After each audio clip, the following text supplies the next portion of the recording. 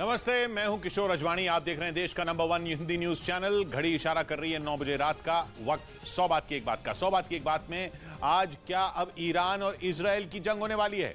Corona ने चीन की अर्थव्यवस्था को चौपट कर दिया। यूपी में भारत जोड़ो यात्रा पहुंचने से पहले राहुल गांधी से अखिलेश यादव ने दूरी बना ली। और क्या पाकिस्तान का कंगाल होना तय है।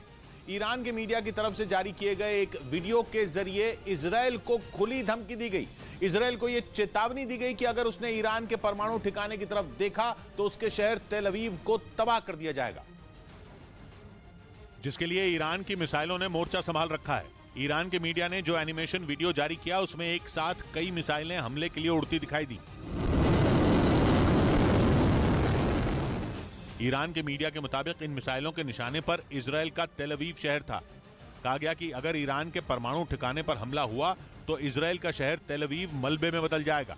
वीडियो के जरिए इजरायल को यह तक धमकी दी गई कि उसके हमला करने वाले विमानों को उतरने के लिए जमीन तक नहीं मिलेगी, यानी अगर वो हमले के बाद बचकर लौट भी गए तो इजरायल में लैंड नहीं कर पाएंगे। क्योंकि दावा किया गया कि ईरान इजरायल के एक एयरबेस को खंडहर बना देगा। और इसके लिए वीडियो में ईरान के हमले के दूसरे चरण का भी जिक्र किया गया, जिसमें उसकी खतरनाक हाइपरसोनिक मिसाइलों के इस्तेमाल को दिखाया गया।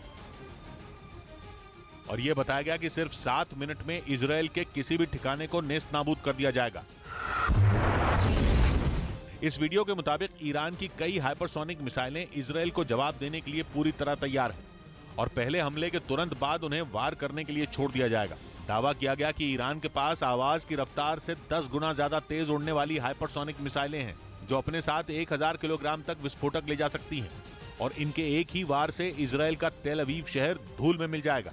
जबकि इजरायल के एक न्यूक्लियर रिसर्च सेंटर को भी बर्बाद कर देने की चेतावनी दी गई। ईरान के मीडिया के मुताबिक कुछ रोज पहले इजरायल ने ईरान के परमाणु ठिकाने पर हमले का पूरा प्लान तैयार कर लिया था, क्योंकि वो ये नहीं चाहता कि ईरान परमाणु बम बनाने में कामयाब हो जाए। इसी वजह से इजरायल उसे हर हाल में रोकने में जुटा है। दावा किया गया कि इजरायल ने अमेरिका के साथ मिलकर कुछ रोज पहले जो सैन्य अभ्यास किया था वो हमले की तैयारी के लिए ही किया था। और किसी भी दिन इजरायल ईरान के परमाणु ठिकानों को अपना निशाना बना लेता। इसीलिए एक वीडियो के जरिए इजरायल को हमला न करने की नसीहत दी गई। हालांकि इससे पहले ईरान ने एक एनिमेशन वीडियो जारी कर सऊदी अरब को भी चेतावनी दी थी, जिसमें ड्रोन और मिसाइलों से सऊदी अरब पर हमले को दिखाया गया था। उधर चीन में कोरोना वायरस का कहर कम होने का नाम नहीं ले रहा। चीन की राजधानी बीजिंग के बाद शंघाई के अस्पतालों से भी डराने वाली तस्वीरें सामने आने लगी। शंघाई में भी कब्रिस्तानों में शवों को रखने की जगह खत्म हो चुकी है, लेकिन चीन की पूरी कोशिश यह है कि किसी भी तरह कोरोना से जुड़े आंकड़े दुनिया से छिपाए जा सकें। हालांकि लाख कोशिश के बावजूद वो बीजिंग के बाद शंघाई की हालत भी छुपा नहीं पाया और शंघाई से हैरान करने वाले वीडियो सामने आए। शंघाई में भी कोरोना इतने लोगों की जान ले चुका है कि वहां कब्रिस्तान तक भर गए। जगह न होने की वजह से कब्रिस्तान की पार्किंग में शवों को रखा गया। अंतिम संस्कार करने वाले फ्यूनरल होम भी कम पड़ने लगे। अंतिम संस्कार के लिए वेटिंग इतनी लंबी है कि लोगों को 6 से 10 दिन तक इंतजार करना पड़ रहा है। ऊपर से कुछ नए नियम भी थोप दिए गए। लोगों से एक एफिडेविट देने को कहा गया, जिसमें मरीज की मौत की वजह कोरोना को न बताया गया हो। अंतिम संस्कार करवाने के लिए ये सबसे जरूरी शर्त बताई गई है। इसीलिए शंघाई में लोगों की मौतें तो हो रही हैं, लेकिन सरकारी आंकड़ा बढ़ने का नाम नहीं ले रहा। मतलब ये कि चीन ने आंकड़ों को साफ रखने के पूरे इंतजाम कर लिए। शंघाई में चीन के झूठ की पोल खोलने वाली एक और खबर सामने आई। पता चला कि चीन के शंघाई में कुछ शमशान घाटों में भर्तियां निकाली गई हैं, वो भी ऐसे लोगों की जो फौरन नौकरी ज्वाइन कर सकते हैं। इसके अलावा शर्तें रखी गई कि केवल वही लोग नौकरी के लिए आवेदन करें जिन्हें शवों को उठाने में कोई परेशानी न हो। इसके अलावा उन लोगों को नौकरी में प्राथमिकता दी जाएगी जो पहले कोरोना पॉजिटिव हो चुके हों लेकिन अब ठीक हो। मतलब यह कि शंघाई के शमशानों में काम करने वाले लोगों की भारी किल्लत है और इसीलिए वो फौरन बड़ी संख्या में कर्मचारियों की भर्ती करने पर मजबूर है। पिछले कुछ हफ्तों में केवल बीजिंग में ही कब्रिस्तानों के भरने की खबर आई थी। दावा किया जा रहा था कि बीजिंग जैसा हाल चीन के बाकी शहरों में नहीं है, लेकिन शंघाई में तो क्रिसमस पर बहुत बड़े जश्न तक का वीडियो सामने आया था। ऐसे में हालात ने ऐसी करवट ली कि शंघाई की भी हालत बिगड़ गई। अब तो माना जा रहा है कि कोरोना वायरस एक एक कर चीन के हर शहर में पहुंच रहा है और रोजाना वहां लाखों लोग कोरोना पॉजिटिव पाए जा रहे हैं। दावा यह है कि अब दक्षिणी और पूर्वी चीन के ज्यादातर बड़े शहरों में कोरोना वायरस का विस्फोट हो चुका है। लेकिन यह हालात पूरे चीन के होने का अनुमान है। खबर है कि चीन के नेशनल हेल्थ कमीशन की एक मीटिंग में कोरोना से जुड़े कुछ आंकड़े रखे गए, जिन्हें कभी सार्वजनिक नहीं किया गया, लेकिन बाद में उन आंकड़ों से जुड़े दस्तावेज सोशल मीडिया पर लीक हो गए। जिनसे चीन के सही हालात पूरी दुनिया के सामने आ गए। इस मीटिंग में दावा किया गया था कि केवल 20 दिन में चीन के 25 करोड़ लोग कोरोना पॉजिटिव हो गए। ये चीन की कुल आबादी का लगभग 18% हिस्सा है, जबकि पहले कुछ एजेंसियों ने अनुमान जताया था कि 3 महीने में चीन के 80 करोड़ लोग कोरोना पॉजिटिव हो सकते हैं। लेकिन लीक दस्तावेजों से साफ हो गया कि जिस मॉडल के आधार पर 80 करोड़ लोगों का आंकड़ा निकाला गया था वो काफी सटीक था। लेकिन चीन के लिए यह आंकड़ा डराने वाला जरूर है, क्योंकि जिस तरह चीन के अस्पताल और वहां की स्वास्थ्य सुविधाएं दम तोड़ चुकी हैं, आने वाले महीने टेंशन बढ़ाने वाले होंगे। ऊपर से बदहाल हो चुकी अर्थव्यवस्था भी चीन की टेंशन बढ़ा रही है। खबर है कि अभी से चीन की अर्थव्यवस्था दम तोड़ चुकी है, जिसका असर भी दिखना शुरू हो गया। और कई धंधे ऐसे हैं जहां लोगों को तनख्वाह तक मिलनी बंद हो गई। विरोध करने के लिए लोग सड़कों पर उतर आए। विरोध प्रदर्शनों के केंद्र में चीन के राष्ट्रपति शी जिनपिंग हैं। लोगों का आरोप है कि शी जिनपिंग की खराब नीतियों के कारण लोगों के लिए घर चलाना मुश्किल हो गया। बैंक फॉर इंटरनेशनल सेटलमेंट्स की एक रिपोर्ट में दावा किया गया कि चीन में नॉन फाइनेंशियल सेक्टर पर कर्ज 51,87,000 करोड़ डॉलर यानी 4,000 लाख करोड़ रुपए से भी ज्यादा हो गया। ये चीन की कुल जीडीपी से लगभग 3 गुना ज्यादा बड़ा आंकड़ा है। इतना कर्ज चीन पर 1995 के बाद से पहले कभी नहीं हुआ था। उससे भी बड़ी मुसीबत सामाजिक सुरक्षा पर खर्च बनेगा। जितने लोगों की मौत होगी उनके परिवारों को मुआवजा देना पड़ेगा। इधर उत्तर प्रदेश में निकाय चुनाव पर एक दिन पहले आए हाई कोर्ट के फैसले के बाद यूपी सरकार एक्शन में आ गई। सरकार ने हाई कोर्ट के आदेश पर आयोग का गठन कर दिया, जिसमें रिटायर्ड जज राम अवतार सिंह को अध्यक्ष बनाया गया। 5 सदस्यों का आयोग नए सिरे से ओबीसी समुदाय के लिए आरक्षित सीटें तय करेगा। हालांकि ये साफ नहीं है कि सरकार बिना आरक्षण के निकाय चुनाव कराएगी या आयोग की रिपोर्ट का इंतजार करेगी। इस बीच यूक्रेन ने दावा किया कि वो जल्द ही अमेरिका से मिलने वाले पेट्रियट मिसाइल डिफेंस सिस्टम को तैनात कर देगा। इससे पहले कहा जा रहा था कि उसे पेट्रियट की तैनाती में 6 महीने का वक्त लगेगा और उसे चलाने के लिए सैनिकों को ट्रेनिंग देने में 1 साल से भी ज्यादा समय लगेगा। यानी रूसी मिसाइलों के हमले से उसे जल्द राहत नहीं मिलती दिख रही थी, क्योंकि ऐसा माना जा रहा था कि जितनी जल्दी पेट्रियट यूक्रेन में मोर्चा संभालेगा, रूसी मिसाइलों और ड्रोन हमलों को रोक पाना उतना ही आसान हो जाएगा। लेकिन अब यूक्रेन के विदेश मंत्री ने दावा किया कि अमेरिका ने पेट्रियट की जल्द तैनाती के लिए नया प्लान बनाया है। उनके मुताबिक अमेरिका ने अपने देश में ही यूक्रेन के सैनिकों को पेट्रियट सिस्टम चलाने की ट्रेनिंग देने का फैसला किया है, जबकि इससे पहले उन्हें यह ट्रेनिंग जर्मनी या फिर यूरोप के किसी दूसरे देश में दी जानी थी, जिसमें काफी वक्त लगने वाला था। जिसके बाद यह माना जा रहा था कि यूक्रेन का रूस के सामने टिक रहना पाना आसान नहीं होगा। लेकिन यूक्रेन को इस मुसीबत से भी निकालने के लिए अमेरिका एक बार फिर सामने आया। वो यूक्रेन के सैनिकों को अपने यहां बुलाने के लिए तैयार हो गया, ताकि पेट्रियट सिस्टम को बिना कोई नुकसान पहुंचाए यूक्रेन के सैनिक उसे चलाना सीख सकें। अमेरिका के इस फैसले के बाद यूक्रेन ने दावा किया कि अब वो 6 महीने से भी कम समय में पेट्रियट की तैनाती कर सकेगा। साथ ही यूक्रेन के विदेश मंत्री ने रूस के जंग खत्म करने की बात को एक बड़ा झूठ बता दिया। उन्होंने आरोप लगाया कि पुतिन तो जंग खत्म करने की बात कर रहे हैं, जबकि उनकी सेना मिसाइलें बरसा रही है। यूक्रेन ने दावा किया कि आने वाले दिनों में रूस के हमले रुकेंगे नहीं, बल्कि और तेज होंगे।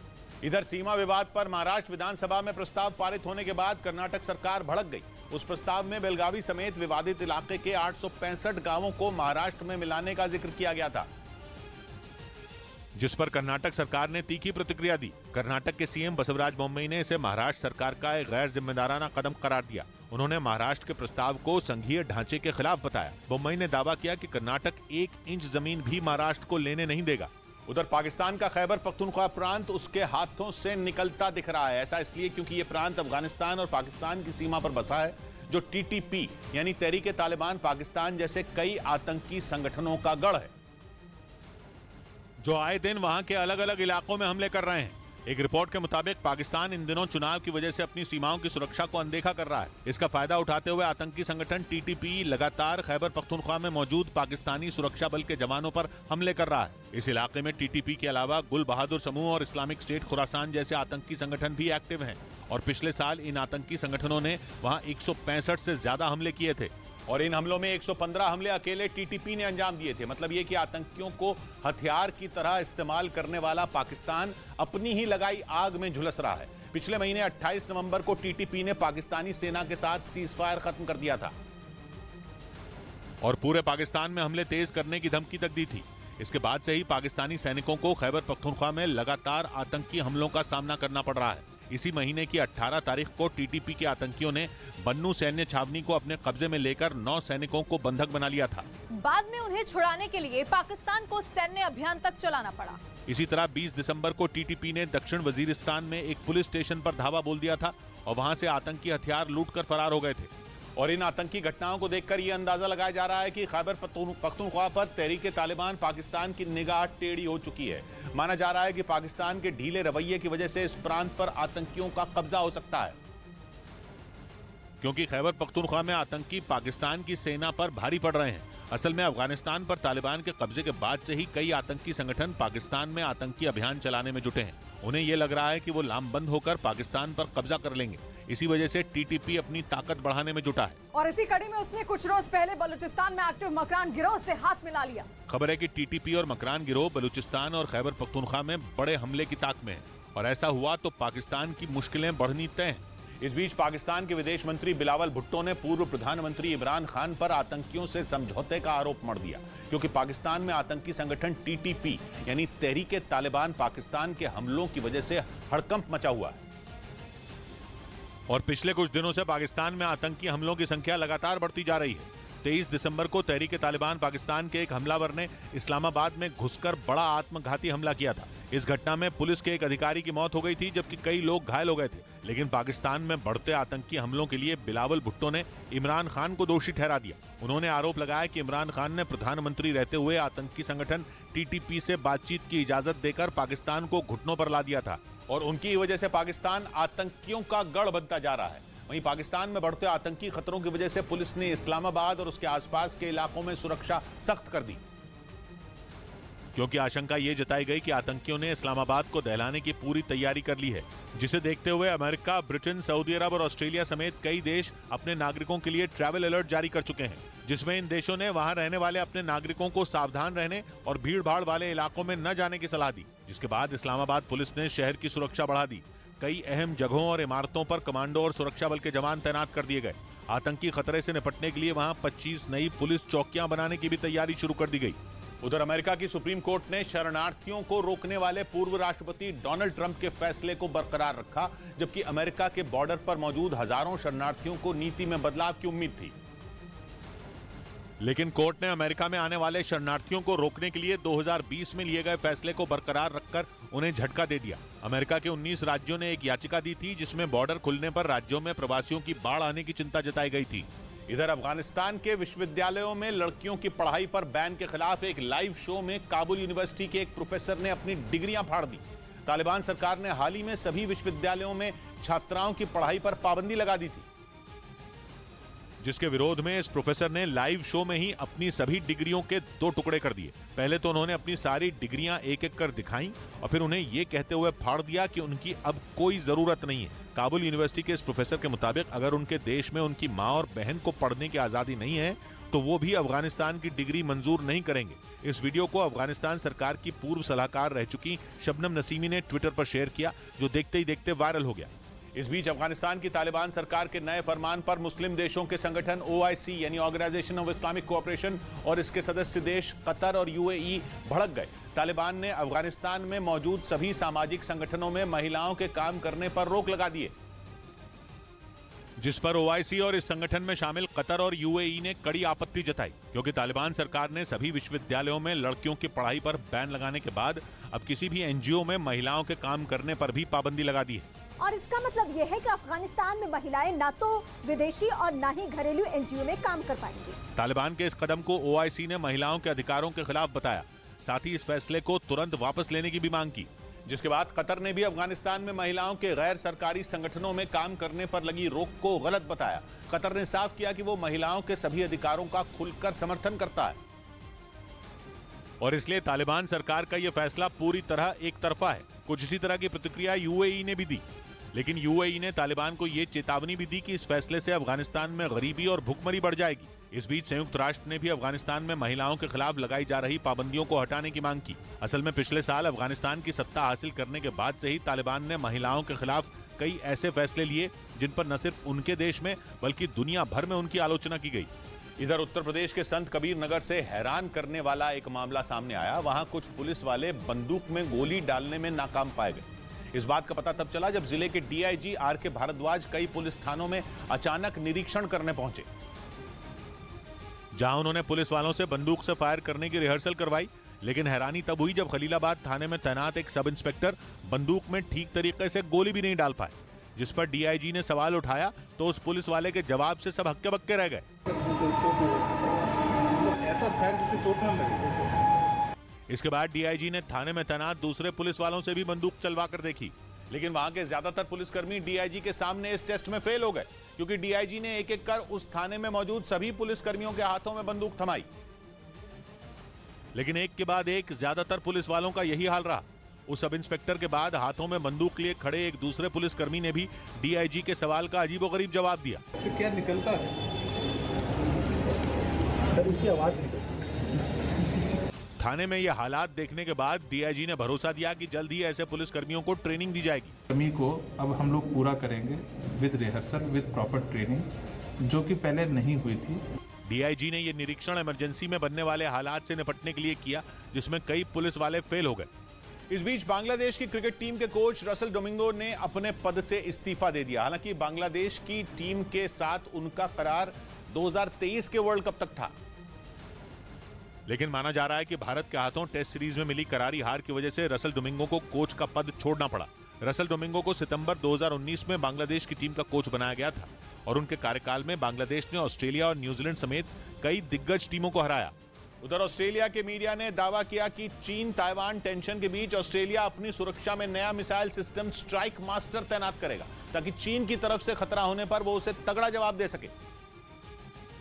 क्योंकि ताइवान के साथ खड़े होने की वजह से ऑस्ट्रेलिया भी चीन के निशाने पर है और इसी वजह से ऑस्ट्रेलिया अपनी उत्तरी सीमा पर स्ट्राइक मास्टर मिसाइल सिस्टम तैनात करेगा। यही नहीं, वो इंडो पैसिफिक रीजन में चीन को जवाब देने के लिए अपने युद्धपोतों को एंटी शिप मिसाइल से लैस करने में भी जुटा है। जबकि कुछ रोज पहले ये खबर भी आई थी कि ऑस्ट्रेलिया अंडर वाटर ड्रोन बनाने की तैयारी में है, जिससे उसकी नौसेना की ताकत कई गुना बढ़ जाएगी, क्योंकि ये ड्रोन ऑस्ट्रेलिया का ऐसा रक्षक होगा जो समंदर के अंदर गश्त लगाने के साथ मौका मिलते ही दुश्मन को तबाह कर देगा। इधर बिहार के नालंदा जिले में निकाय चुनाव के दौरान एक पोलिंग बूथ पर बवाल खड़ा हो गया। वहां दो प्रत्याशियों के कुछ समर्थक फर्जी मतदान कराने के मुद्दे पर आपस में भिड़ गए और एक दूसरे पर ईंट और पत्थरों से हमला कर दिया। इस दौरान कुछ लोग हाथों में डंडे लेकर भी भागते दिखे, जिन्हें उस पोलिंग बूथ पर तैनात पुलिस वालों ने ऐसा करने से रोकने की कोशिश की। काफी देर तक यह हंगामा यूं ही चलता रहा। दोनों तरफ से पत्थरबाजी जारी रही। इन हालात में पुलिस वालों ने हंगामा कर रहे लोगों पर सख्ती दिखाई और मामले को शांत कराया। हम लोग देख रहे हैं, पूरा जांच कर रहे हैं। बाद में पुलिस और जिले के कुछ अधिकारी वहां पहुंचे और हालात का जायजा लिया। बताया गया कि इस हंगामे के दौरान कुछ लोगों को चोटें भी आईं। उधर पुतिन के दोस्त सर्बिया और नेटो के साथी कोसोवो के बीच कभी भी जंग छिड़ सकती है और अगर इन दोनों में जंग हुई तो वर्ल्ड वॉर होने से फिर कोई नहीं रोक पाएगा। सर्बिया और कोसोवो का मामला अब बहुत ज्यादा बिगड़ गया है, क्योंकि दोनों के बीच महीनों से चल रहे तनाव में अब धर्म की एंट्री हो गई है। हुआ यह है कि कोसोवो ने सर्बिया की ऑर्थोडॉक्स चर्च के मुख्य पादरी को अपने यहां एंट्री नहीं दी, जिसके बाद से सर्बिया के गुस्से का कोई ठिकाना नहीं है। सर्बिया इसे अपनी बेइज्जती मान रहा है और कोसोवो बॉर्डर पर अपनी सेना को जंग के लिए तैयार रहने का आदेश देने के बाद अब उसके लड़ाकू विमानों ने ड्रिल शुरू कर दी है। इसलिए अब यह लगभग तय माना जा रहा है कि सर्बिया और कोसोवो के बीच युद्ध छिड़ सकता है और अगर इन दोनों में युद्ध छिड़ा तो यूरोप तो क्या, अमेरिका और एशिया तक उस आग की आंच में झुलसेंगे। सर्बिया की तरफ से मैदान में होंगे रूस और चीन और कोसोवो की तरफ से अमेरिका, नेटो और यूरोपियन यूनियन तोप और मिसाइलों से जवाब देंगे। यानी यूरोप में एक जंग खत्म हुई नहीं कि लग रहा है कि दूसरी शुरू होने को है, क्योंकि बात अब धर्म तक आ गई है। सर्बिया और कोसोवो में ऑर्थोडॉक्स ईसाई हैं और वहां 7 जनवरी को क्रिसमस मनाया जाएगा। ऐसे में सर्बिया की ऑर्थोडॉक्स चर्च के मुख्य पादरी कोसोवो जाने वाले थे, लेकिन कोसोवो ने उनकी एंट्री ब्लॉक कर दी। इस पर कोसोवो में रहने वाले सर्ब समुदाय के लोगों का पहले से भड़का गुस्सा बेकाबू हो गया और उन्होंने रातों रात उत्तरी कोसोवो में और रोड ब्लॉक खड़े कर दिए। सर्ब समुदाय के लोगों ने सड़क पर बड़े बड़े ट्रक खड़े करके रास्ता बंद कर दिया। इलाका कोसोवो का था, लेकिन ट्रकों पर सर्बिया का झंडा लहरा रहा था। सर्ब समुदाय के लोगों ने 10 दिसंबर से ही बॉर्डर क्रॉसिंग पर बैरिकेडिंग की हुई है। उत्तरी कोसोवो सर्बिया से लगता है और वहां सर्ब समुदाय के लोग बहुसंख्यक हैं। कोसोवो 2008 में ही खुद को सर्बिया से अलग एक आजाद देश घोषित कर चुका है, लेकिन सर्बिया कोसोवो को आज भी अपना ही एक हिस्सा मानता है। इसलिए वहां की ऑर्थोडॉक्स चर्च के मुख्य पादरी भी कोसोवो की आजादी को नहीं मानते। कोसोवो में बसे सर्ब समुदाय के लोग भी सर्बिया को ही अपना देश मानते हैं। वो कोसोवो की सरकार को ठेंगा दिखाते रहे हैं।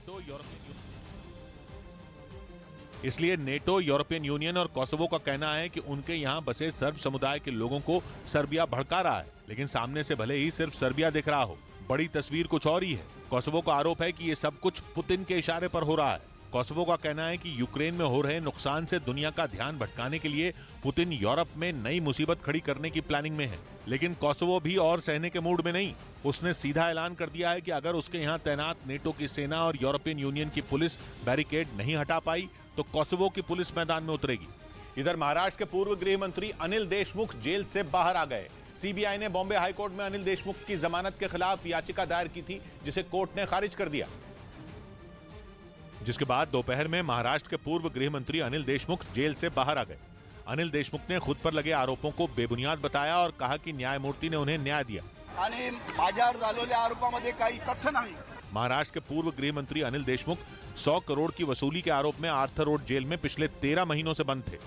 इस बीच काशी विश्वनाथ मंदिर में शिवलिंग के स्पर्श दर्शन पर रोक लगा दी गई। मंदिर प्रबंधन ने ऐसा नए साल पर श्रद्धालुओं की भीड़ को नियंत्रित करने के लिए किया। और काशी विश्वनाथ मंदिर में शिवलिंग के स्पर्श दर्शन 2 दिनों के लिए बंद करने का फैसला लिया। 31 दिसंबर और 1 जनवरी के दिन श्रद्धालुओं को झांकी के दर्शन करवाए जाएंगे ताकि मंदिर में भीड़ से बचा जा सके। तो इसलिए हम लोग झांकी दर्शन की व्यवस्था रखते हैं। काशी विश्वनाथ मंदिर में इस दौरान वीआईपी दर्शनों पर भी रोक रहेगी। 1 जनवरी के बाद फिर से श्रद्धालु काशी विश्वनाथ मंदिर में स्पर्श दर्शन कर पाएंगे।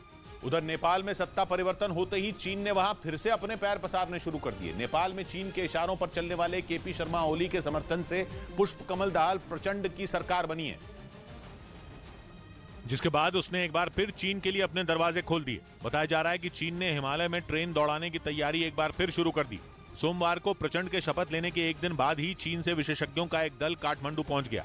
ये दल इस बात का पता लगाएगा कि दोनों देशों के बीच ट्रेन किस तरह चलाई जा सकती है। काठमांडू में मौजूद चीनी दूतावास के मुताबिक चीन तिब्बत से काठमांडू तक एक रेल मार्ग बनाने की तैयारी कर रहा है, जिसकी लंबाई करीब 170 किलोमीटर होगी और इसी पर आने वाला खर्च $800 करोड़ यानी भारतीय रुपयों में 64,000 करोड़ रुपए होगा। और इसी भारी भरकम बजट की वजह से नेपाल के पूर्व प्रधानमंत्री शेर बहादुर देउबा ने इस परियोजना का जोरदार विरोध किया था। उन्होंने आशंका जताई थी कि इसमें बड़ा हिस्सा नेपाल को भी खर्च करना पड़ेगा और ऐसा वो चीन से कर्ज लिए बिना नहीं कर पाएगा, जिसके बाद नेपाल का भी हाल श्रीलंका जैसा हो सकता है। इसीलिए नेपाल की पिछली सरकार ने रेल प्रोजेक्ट के लिए चीन के कर्ज देने के प्रस्ताव को ठुकरा दिया था। लेकिन चीन के समर्थक माने जाने वाले प्रचंड की सरकार बनते ही एक बार फिर यह प्रोजेक्ट पायलों से बाहर आ गया। इतना ही नहीं, चीन ने 3 साल बाद नेपाल से लगी सीमा को भी व्यापार के लिए खोल दिया। माना जा रहा है कि आने वाले दिनों में चीन कई दूसरे कदम भी उठा सकता है, जिससे नेपाल में उसे पैर पसारने में आसानी होगी। इधर जम्मू के सिद्रा इलाके में सुरक्षा बल के जवानों ने मुठभेड़ में 4 आतंकियों को मार गिराया। पुलिस के मुताबिक ये आतंकी एक ट्रक के जरिए जम्मू से श्रीनगर की तरफ जा रहे थे। लेकिन इससे पहले ही जम्मू के सिद्रा इलाके में सुरक्षा बल के जवानों के साथ उन आतंकियों की मुठभेड़ शुरू हो गई। दोनों तरफ से जमकर गोलियां चलाई गईं। आतंकी ट्रक में छिपकर बैठे रहे, लेकिन पुलिस और सुरक्षा बल के जवानों ने भी उन्हें घेर लिया। साफ आवाजें सुनाई दे रही है। सिक्योरिटी फोर्स यहाँ पर एनकाउंटर चल रहा है। यहाँ पर सिक्योरिटी फोर्स और सीनियर ऑफिसर यहाँ पर मौजूद है। मुठभेड़ के दौरान सुरक्षा बल ने उस ट्रक में आग लगा दी, जिसके कुछ देर बाद एनकाउंटर में 4 आतंकियों के ढेर होने की खबर सामने आई और फिर पुलिस ने इलाके में सर्च ऑपरेशन शुरू कर दिया। साथ ही उस रास्ते से गाड़ियों का आना जाना भी रोक दिया गया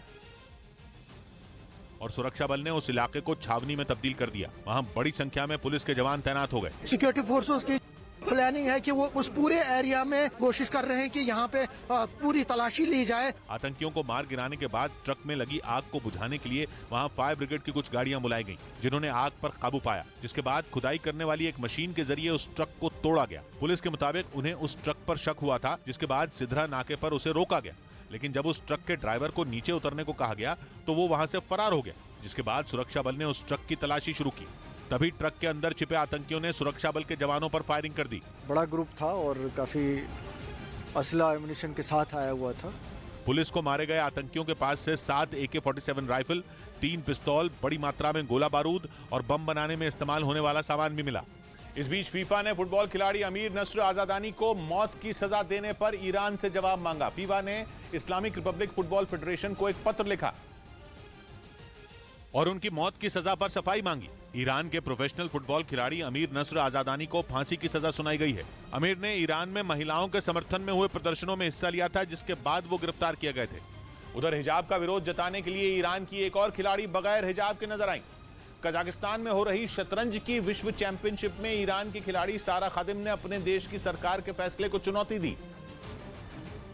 और बगैर हिजाब पहने शतरंज का मुकाबला खेला। सारा खादिम से पहले ईरान की फुटबॉल टीम ने भी फीफा विश्व कप के दौरान अपना राष्ट्रगान गाने से मना कर हिजाब आंदोलन का समर्थन किया था। इस बीच पुतिन ने ऐलान किया कि अगले साल 1 फरवरी से यूरोप के उन देशों को तेल का निर्यात रोक दिया जाएगा जिन्होंने रूस के कच्चे तेल की कीमत तय की। 1 फरवरी से लगने वाला रूस का यह प्रतिबंध 5 महीने तक जारी रहेगा, जिसके बाद यूरोप में हाहाकार मचना तय माना जा रहा है। सर्दी की मार झेल रहा यूरोप पहले से ही ऊर्जा संकट से परेशान है और अगर रूस ने 5 महीने के लिए कच्चे तेल का निर्यात पूरी तरह रोक दिया तो उसकी मुसीबत और बढ़ जाएगी। इससे पहले यूरोपियन यूनियन ने रूस के कच्चे तेल की अधिकतम कीमत $60 प्रति बैरल तय कर दी थी और 5 दिसंबर से उसका यह फैसला लागू भी हो गया था। माना जा रहा है कि यूरोपियन यूनियन के उसी कदम का जवाब देने के लिए पुतिन ने तेल का निर्यात रोकने का फैसला किया। और इसी के साथ पुतिन ने एक बड़ी चाल भी चल दी।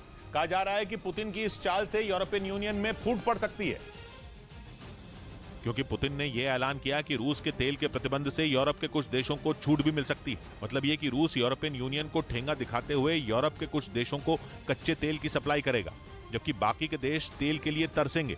रूस ने दावा किया है कि चेक रिपब्लिक, स्लोवाकिया, जर्मनी और पोलैंड ने छूट लेने की मंशा जताई है।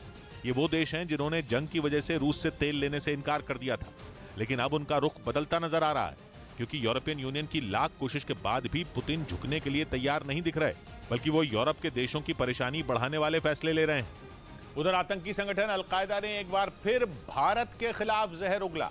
अलकायदा ने मुस्लिम देशों से भारत का बहिष्कार करने की अपील की और दुनिया भर में फैले मुस्लिम समुदाय के लोगों को भारत के खिलाफ भड़काने की कोशिश की। और ये बात अलकायदा का मुखपत्र मानी जाने वाली एक मैगजीन में कही। हालांकि इस मैगजीन में संपादकीय किसने लिखा ये बात अब तक साफ नहीं है, क्योंकि अलकायदा चीफ अल जवाहिरी पहले इस मैगजीन में आर्टिकल लिखा करता था, लेकिन अल जवाहिरी का अमेरिका की फौज ने 31 जुलाई को एनकाउंटर कर दिया था। लेकिन ताजा लेख में एजेंडा वही है जो कमोबेश अल जवाहिरी का हुआ करता था, यानी महीनों पुराना पैगंबर मोहम्मद के अपमान का मुद्दा उठाकर भारत के खिलाफ साजिश रची गई। दुनिया भर के मुस्लिम देशों से अपील की गई कि वो भारत में बने सामान का बहिष्कार कर दें। इतना ही नहीं, हिंदू समुदाय के लोगों को नौकरी से निकालने तक की अपील की गई। इधर तमिल एक्टर सिद्धार्थ ने तमिलनाडु के मदुरई एयरपोर्ट पर बदसलूकी का आरोप लगाया। उनके मुताबिक एयरपोर्ट पर सीआईएसएफ के जवानों ने उनके माता पिता को परेशान किया और उनके परिवार को करीब 20 मिनट तक एयरपोर्ट पर रोके रखा। उन्होंने सोशल मीडिया के जरिए आरोप लगाया कि सीआईएसएफ के जवान हिंदी में बात कर रहे थे, जबकि उनके माता पिता उनसे लगातार अंग्रेजी में बात करने की अपील करते रहे, लेकिन उन लोगों ने बात नहीं मानी। उधर ऑस्ट्रेलिया के मेलबर्न में खेले जा रहे टेस्ट मैच के दौरान मैदान पर हुए हादसे के बाद स्पाइडर कैम ऑपरेटर पर एक्शन ले लिया गया, क्योंकि ऑस्ट्रेलिया के खिलाफ खेले जा रहे टेस्ट मैच में दक्षिण अफ्रीका के खिलाड़ी एनरिक नोकिया से मैदान में लगा स्पाइडर कैमरा टकरा गया था, जिस पर कार्रवाई करते हुए मैच का प्रसारण करने वाली कंपनी ने स्पाइडर कैम ऑपरेटर को हटा दिया और इस घटना के लिए दक्षिण अफ्रीका की टीम से माफी मांगी। इस बीच तुर्की ने एक बार फिर ग्रीस को मिसाइल से उड़ाने की धमकी दी है। तुर्की और ग्रीस के बीच समुद्री सीमा, नेचुरल गैस और एयर स्पेस बाउंड्री जैसे दर्जनों मुद्दों पर विवाद है, लेकिन सबसे बड़ी लड़ाई दोनों के बीच मौजूद एजियन सागर के टापुओं को लेकर है। और उसी बात पर ग्रीस को धमकाते हुए तुर्की के राष्ट्रपति रजब तैयब एर्दोआन ने एक चुनावी रैली में टाइफून मिसाइल का जिक्र छेड़ दिया। एर्दोआन ने कहा कि अगर ग्रीस अमेरिका और दूसरे देशों से हथियार खरीदता रहेगा तो तुर्की जैसा देश भी देखता नहीं रहेगा, उसे भी कुछ करना पड़ेगा। फिर टाइफून ग्रीस पर वार भी कर सकती है। टाइफून तुर्की की नई नवेली बैलिस्टिक मिसाइल है। उसकी रेंज 561 किलोमीटर है। इस रेंज में ग्रीस की राजधानी एथेंस पूरी तरह आती है। यही वजह है कि अक्टूबर में जब से तुर्की ने अपनी खुद की बनाई टाइफून मिसाइल का टेस्ट किया है, तब से उसके राष्ट्रपति दर्जनों बार ग्रीस पर उसे दागने की धमकी दे चुके हैं। उधर चीन के हेनान प्रांत में घने कोहरे के कारण 200 से ज्यादा गाड़ियां आपस में टकरा गई। यह हादसा वहां एक पुल पर हुआ, जिसके कुछ वीडियो भी सामने आए, जिनमें एक तस्वीर में नजर आया कि घने कोहरे के बीच एक ट्रक कुछ गाड़ियों से जा टकराया। देखते ही देखते उस पुल पर गाड़ियों के एक दूसरे से टकराने की संख्या बढ़ती चली गई। यह हेनान में घना कोहरा छाने के कारण हुआ। वहां विजिबिलिटी 0 हो गई, जिसमें लोगों के लिए गाड़ियां चलाना मुश्किल हो गया। हेडलाइट ऑन करके चलने के बाद भी कई गाड़ियां आपस में टकरा गई और ऐसे में जो जहां था वो वहीं फंस गया। हालांकि कुछ देर बाद फायर ब्रिगेड की एक टीम और ट्रैफिक पुलिस के कुछ जवान वहां पहुंचे, जिन्होंने हादसे से बिगड़े हालात को संभालने की कोशिश की, क्योंकि उस पुल पर गाड़ियों का अंबार लग गया। इस हादसे में कुछ गाड़ियां एक दूसरे पर चढ़ गईं तो कई गाड़ियों को भारी नुकसान भी पहुंचा। किसी गाड़ी के शीशे टूट गए तो किसी का अगला हिस्सा बुरी तरह टूट गया, जबकि इस हादसे में कई गाड़ियों के पिछले हिस्से को जबरदस्त नुकसान उठाना पड़ा। इन हालात में उन गाड़ियों के लिए वहां से निकलना तो दूर, हिलना तक मुश्किल हो गया। इस हादसे में कुछ लोग जख्मी भी हो गए, जिन्हें इलाज के लिए अस्पताल पहुंचाया गया। इधर दिल्ली में कांग्रेस के 138वें स्थापना दिवस पर कांग्रेस अध्यक्ष मल्लिकार्जुन खड़गे ने पार्टी दफ्तर में झंडा फहराया, जहां गांधी परिवार भी शामिल हुआ। और कार्यक्रम के दौरान राहुल सोनिया गांधी से बातें करते दिखे। मल्लिकार्जुन खड़गे दिल्ली में झंडा फहराने के बाद मुंबई गए। ऐसा करीब 30 साल बाद हुआ जब कांग्रेस का कोई अध्यक्ष स्थापना दिवस पर मुंबई पहुंचा। इससे पहले अध्यक्ष के तौर पर राजीव गांधी 1985 में मुंबई गए थे। मुंबई में ही कांग्रेस की स्थापना हुई थी। उधर मध्य प्रदेश सरकार ने डीएम को एनएसए लगाने का अधिकार दे दिया। 1 जनवरी से लेकर 31 मार्च तक वो इस अधिकार का इस्तेमाल कर सकेंगे। क्योंकि ऐसी खबरें हैं कि मध्य प्रदेश में नए साल पर माहौल बिगाड़ने की साजिश है, जिसके बाद गृह विभाग ने डीएम को दोषियों के खिलाफ एनएसए लगाने का अधिकार दे दिया। हालांकि इसका इस्तेमाल वो मार्च तक ही कर पाएंगे। इस बीच पाकिस्तान के पूर्व प्रधानमंत्री इमरान खान पर हुए हमले की जांच के लिए बनी जेआईटी यानी जॉइंट इन्वेस्टिगेशन टीम ने दावा किया कि इमरान को तेज आवाज की आड़ में जान से मारने की साजिश थी। इमरान खान पर 3 नवंबर को पंजाब प्रांत के वजीराबाद इलाके में फायरिंग हुई थी, जिसमें उनके दाएं पैर में गोली लगी थी। जिसके बाद जेआईटी ने इस केस की जांच शुरू की, जिसमें उसे पता चला कि इमरान खान पर हमला करने वाले 1 से ज्यादा लोग थे। इमरान पर यह हमला तब हुआ था जब वो पाकिस्तान की सरकार के खिलाफ वजीराबाद इलाके से इस्लामाबाद के लिए अपना मार्च निकाल रहे थे। तभी उनके काफिले पर हमला कर दिया गया था। इमरान तब एक कंटेनर पर थे। उनकी मांग है कि पाकिस्तान में जल्द चुनाव कराए जाएं, जिसे कई जगहों पर लोगों का समर्थन भी मिल रहा है। लेकिन इसी बीच उन पर हमला हो गया, जिसके बाद इस मामले में एक आरोपी को गिरफ्तार भी कर लिया गया, जो 3 जनवरी तक पूछताछ के लिए जेआईटी की हिरासत में है। जेआईटी के मुताबिक आरोपी ने पूछताछ में बताया कि रैली में अजान के लिए तेज आवाज होने पर इमरान खान पर हमले की साजिश थी। आरोपी के भाई ने उसी दिन इससे जुड़ा एक ट्वीट भी किया था, जिसमें उसने लिखा था कि इमरान खान की रैली में कुछ बड़ा होने वाला है। उसे भी जेआईटी ने हिरासत में ले लिया। इस मामले में आगे की जांच जारी है। उधर पंजाब के तरन तारण में एक दिन पहले मिले आरपीजी यानी रॉकेट प्रोपेल्ड ग्रेनेड को पुलिस ने नष्ट कर दिया। आरपीजी वो हथियार होता है जिसे कंधे पर रखकर निशाना लगाया जाता है। पुलिस के मुताबिक इस आरपीजी की जानकारी फिलीपींस से चल रहे एक गैंग से मिली, जिसके बाद भारी संख्या में पुलिस के जवान तरन तारण के कीडियां गांव में पहुंच गए, जहां उन्होंने व्यास नदी के किनारे रॉकेट प्रोपेल्ड ग्रेनेड बरामद किया। इसके बाद बॉम्ब स्क्वाड की टीम ने उसे डिफ्यूज कर दिया। पुलिस के मुताबिक कनाडा में बैठा आतंकी लखबीर लांडा ही फिलीपींस में इस गैंग को चला रहा था, जिसकी जानकारी पुलिस को लग गई और मौके पर पहुंचकर साजिश को नाकाम कर दिया गया। लखबीर सिंह लंडा ਜਿਹੜਾ ਆ ਉਹ ਬਾਹਰ ਬੈਠੇ ਨੇ, ਉਹ ਬਾਹਰ ਬੈਠੇ ਹੋਣ ਕਰਕੇ ਜਿਹੜਾ ਵਾ ਉਹ यादविंदर ਦੇ ਨਾਲ ਜਿਹੜਾ ਟੱਚ ਸੀਗਾ। पुलिस ने इस मामले में 3 लोगों को गिरफ्तार कर लिया। बताया गया कि आरोपियों को पुलिस स्टेशन पर हमले के लिए आरपीजी मुहैया करवाया गया था। इधर तुनिशा केस में मुंबई की वसई कोर्ट ने शिजान खान की कस्टडी बढ़ा दी। कोर्ट ने शिजान की पुलिस कस्टडी 2 दिन के लिए बढ़ा दी, क्योंकि पुलिस ने मुंबई की वसई कोर्ट को बताया कि शिजान के फोन से व्हाट्सएप चैट डिलीट कर दी गई थी, जिसे रिट्रीव किया जाना बाकी है। पुलिस का दावा है कि तुनिशा की आत्महत्या वाले दिन शिजान और उसकी सीक्रेट गर्लफ्रेंड के बीच 1.5 घंटे तक बातचीत हुई थी, जिसके बाद कोर्ट ने शिजान को 2 दिन की पुलिस कस्टडी में भेज दिया था, जिसे 30 दिसंबर को फिर से कोर्ट में पेश किया जाएगा। इस बीच कतर में लियोनेल मेसी के कमरे को म्यूजियम बनाने का फैसला लिया गया। फीफा वर्ल्ड कप के दौरान मेसी एक यूनिवर्सिटी के हॉस्टल के कमरे में रुके थे, जिसे कतर की यूनिवर्सिटी ने अब म्यूजियम बनाने का फैसला लिया। फीफा वर्ल्ड कप के दौरान अर्जेंटीना की टीम ने होटल की बजाय यूनिवर्सिटी के हॉस्टल में रुकने का निर्णय लिया था। मेसी यूनिवर्सिटी के जिस कमरे में रुके थे उसे ही म्यूजियम बनाया जाएगा। उधर चीन से बढ़ते तनाव और हमले के खतरे को देखते हुए जापान ताइवान के नजदीक मिसाइल डिफेंस सिस्टम तैनात करने की तैयारी में है। खबर है कि जापान अपने उन द्वीपों की सुरक्षा बढ़ाने में जुटा है जिन पर चीन की बुरी नजर है। और इसी कड़ी में जापान ताइवान के नजदीक अपने एक द्वीप को मिसाइल डिफेंस सिस्टम से लैस करेगा, ताकि अगर चीन ने उस पर हमले की सोची भी तो उसे तुरंत करारा जवाब मिल सके। इसके अलावा अगर चीन ने ताइवान पर हमला कर दिया तो जापान ताइवान तक जल्द मदद भी पहुंचा पाएगा। कहा जा रहा है कि प्रशांत महासागर में चीन की नौसेना की मिलिट्री ड्रिल ने जापान की टेंशन बढ़ा दी है, क्योंकि हाल ही में इस सैन्य अभ्यास के बहाने चीन ने जापान के नजदीक 1-2 नहीं बल्कि 130 फाइटर जेट भेज दिए थे। और इसके अलावा चीन कई बार जापान को डराने के लिए उसकी समुद्री सीमा में अपने युद्धपोत भी भेज चुका है, जिस पर जापान ने सख्त ऐतराज भी जताया था। लेकिन अपनी ताकत पर घमंड करने वाला चीन बाज नहीं आया। कहा जा रहा है कि इसी वजह से जापान ने भी चीन को उसके नजदीक रहकर ही जवाब देने की तैयारी शुरू कर दी, जिसके लिए जापान पूर्वी चीन सागर में मौजूद अपने द्वीप की ऐसी सुरक्षा करेगा ताकि चीन की कोई भी मिसाइल वहां तबाही न मचा सके। इधर दिल्ली में लोगों को कड़ाके की ठंड से राहत मिलने की उम्मीद जताई गई। मौसम विभाग के मुताबिक आने वाले दिनों में दिल्ली में सर्दी कुछ कम हो सकती है। जिससे लोगों को कपा देने वाली ठंड तो कम परेशान करेगी ही, बल्कि घने कोहरे की मार से भी उन्हें राहत मिलेगी। मौसम विभाग ने वेस्टर्न डिस्टर्बेंस की वजह से हिमाचल प्रदेश और जम्मू कश्मीर में बर्फबारी और उत्तरी पंजाब में हल्की बारिश की भी चेतावनी जारी की।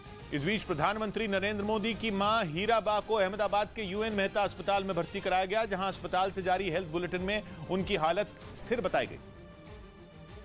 और इसकी जानकारी मिलते ही प्रधानमंत्री नरेंद्र मोदी अपनी मां हीराबा से मिलने दिल्ली से अहमदाबाद पहुंच गए, जहां अस्पताल में कुछ देर ठहरने के बाद वो दिल्ली लौट आए। इससे पहले गुजरात के मुख्यमंत्री भूपेंद्र पटेल ने भी अस्पताल जाकर प्रधानमंत्री की मां का हाल जाना।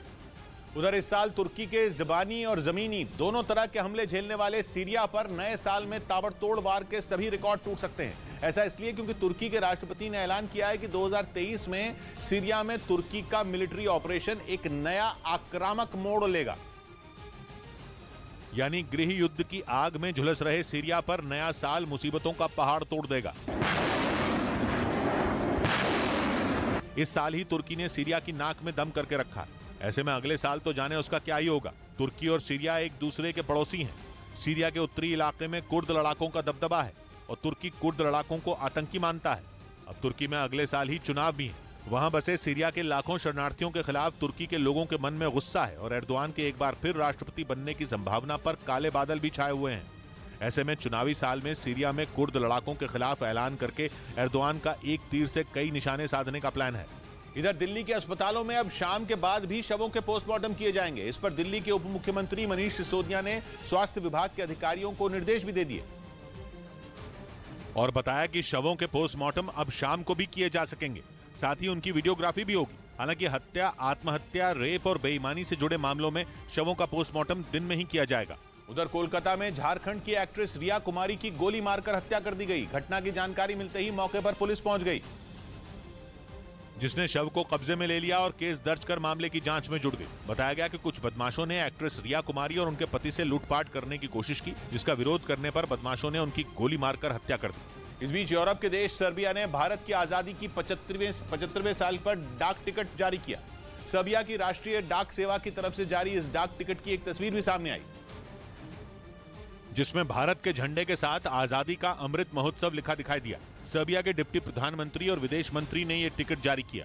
इस दौरान वहां के विदेश मंत्री ने अगले साल सर्बिया और भारत के राजनयिक संबंधों के 75 साल पूरे होने पर जश्न मनाने की बात कही। इधर राहुल गांधी के सुरक्षा के मुद्दे पर कांग्रेस ने गृह मंत्रालय को चिट्ठी लिखी।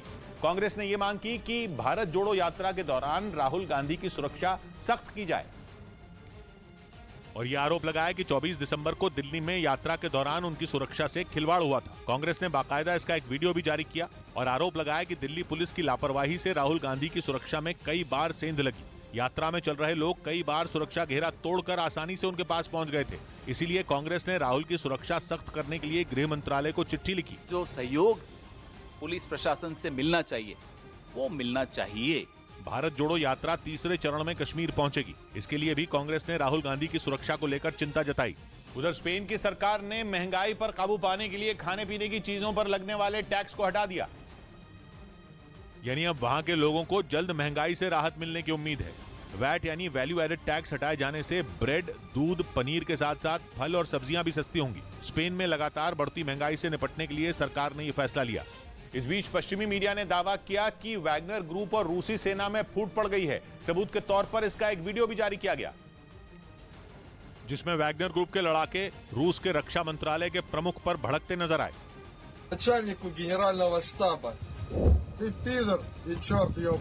पश्चिमी मीडिया के मुताबिक वैगनर ग्रुप के लड़ाके हथियारों की कमी से नाराज हैं। दावा है कि इसीलिए अब वो बगावत पर उतर आए। असल में डॉनबास के बखमूत में रूसी सैनिकों के साथ वैगनर ग्रुप के लड़ाके यूक्रेन की सेना से मुकाबला कर रहे हैं, लेकिन बताया जा रहा है कि अब रूसी सेना से उन्हें वो गोला बारूद नहीं मिल रहा जो यूक्रेन से लोहा लेने के लिए काफी हो। खबर है कि इसीलिए वैगनर ग्रुप के कई लड़ाकों ने बखमूत में पुतिन की फौज के खिलाफ मोर्चा खोल दिया। इधर उत्तर प्रदेश के रायबरेली में पुलिस कर्मियों की आपसी मारपीट का वीडियो वायरल होने के बाद एक्शन लिया गया। 2 दिन पहले वहां जिला जेल के बाहर कुछ पुलिस कर्मियों ने मारपीट की थी, जिसका वीडियो सोशल मीडिया पर वायरल हो गया। सामने आए वीडियो में 3 पुलिसकर्मी एक साथ पुलिस वाले पर डंडे बरसाते नजर आए। उन्होंने कुछ ही देर में उस पुलिस वाले की जमकर पिटाई की, लेकिन जब उसके सब्र का बांध टूट गया तो उसने भी एक पुलिस वाले को नीचे गिरा दिया, जिसके बाद वो और ज्यादा भड़क गए और जमीन पर गिरे उस पुलिस वाले पर तेजी से डंडे बरसाने शुरू कर दिए। हालांकि कुछ देर बाद झगड़ा शांत हुआ। मारपीट का वीडियो सामने आने के बाद आरोपी पुलिस वालों पर एक्शन लिया गया। समस्त बंदी रक्षकों को हटाने के लिए लिख दिया गया। पुलिस कर्मियों के बीच किस बात को लेकर मारपीट हुई इसका पता नहीं चल सका। उधर दक्षिण कोरिया का आरोप है कि उत्तर कोरिया के हैकरों ने उसके कई एक्सपर्ट को निशाना बनाया। खबर है कि दक्षिण कोरिया के खिलाफ यह साजिश पिछले साल अप्रैल से ही रची जा रही थी, जिसके तहत उत्तर कोरिया के हैकरों ने दक्षिण कोरिया के 1-2 नहीं बल्कि 892 एक्सपर्ट को अपने जाल में फंसाने की कोशिश की। खबर है कि उन हैकरों के निशाने पर दक्षिण कोरिया के वो लोग थे जो विदेश नीति बनाने में सरकार की मदद करते हैं। कहा तो यह भी गया कि उनमें कुछ लोगों की ईमेल और उनसे जुड़ी जानकारियां उत्तर कोरिया के हाथ लग भी गईं। यानी उत्तर कोरिया के हैकर कुछ हद तक अपने मकसद में कामयाब रहे। बताया गया कि हैकरों ने दक्षिण कोरिया के बड़े नेताओं के नामों का इस्तेमाल कर अहम डेटा चुराने की कोशिश की। दक्षिण कोरिया का आरोप है कि यह सब किम जोंग उन के इशारे पर ही किया गया। इधर ऑनलाइन कंटेंट बनाने वाली कंपनी टीवीएफ के पूर्व फाउंडर अरुणव कुमार को कोर्ट ने बरी कर दिया। मुंबई के अंधेरी मेट्रोपॉलिटन कोर्ट ने अरुणव को बरी किया, जिन पर कंपनी की एक पूर्व महिला कर्मचारी ने 2017 में यौन शोषण का मामला दर्ज कराया था। टीवीएफ के फाउंडर अरुणव कुमार को कोर्ट ने सबूतों के अभाव में बरी कर दिया और कहा कि शिकायतकर्ता की तरफ से न पुख्ता सबूत पेश किए गए, न ही एफआईआर में देरी की ठोस वजह बताई गई। इस बीच छत्तीसगढ़ के कोरबा से दिल दहला देने वाला एक मामला सामने आया। आरोप है कि वहां शहबाज नाम के शख्स ने अपनी प्रेमिका के सोने के सीने में पेचकस घोंपकर उसकी हत्या कर दी। और पुलिस के मुताबिक उसने 1 या 2 नहीं बल्कि अपनी प्रेमिका पर पेचकस से कम 50 वार किए। आरोप है कि लड़की ने शहबाज से बात करने से इनकार कर दिया था, जिससे वो गुस्से से आग बबूला हो गया और उसने लड़की के सीने में पेचकस से करीब 34 वार किए। वहीं पीठ पर भी 15 से ज्यादा बार पेचकस घोंपा। इस दौरान उसने लड़की का मुंह तकिए से ढक दिया ताकि वो शोर न मचा पाए। ये घटना शुक्रवार की बताई गई, जिसमें आरोपी ने लड़की के घर में घुसकर वारदात को अंजाम दिया और इसके लिए वो गुजरात से फ्लाइट के जरिए छत्तीसगढ़ के कोरबा पहुंचा। परिवार वालों ने आरोप लगाया कि शहबाज कई दिनों से उस लड़की को परेशान कर रहा था और बार बार उसे फोन कर उससे बात करने की कोशिश करता था। लेकिन जब उस लड़की ने शहबाज से बात करने से मना कर दिया तो उसने गुस्से में आकर उसकी हत्या कर दी। खून था, चेहरा ऐसा इस साइड लेटा था, हाथ ऐसे पूरा कट गया था। हालांकि घटना की जानकारी मिलने के बाद पहुंची पुलिस को वहां से कई सुराग मिले। फ्लाइट टिकट और यहाँ जिस लॉज में रुका था वहां से भी एविडेंस मिल गया है। बताया गया कि शहबाज फिलहाल पुलिस की गिरफ्त से बाहर है, लेकिन उसे ढूंढने के लिए कई टीमें रवाना कर दी गईं।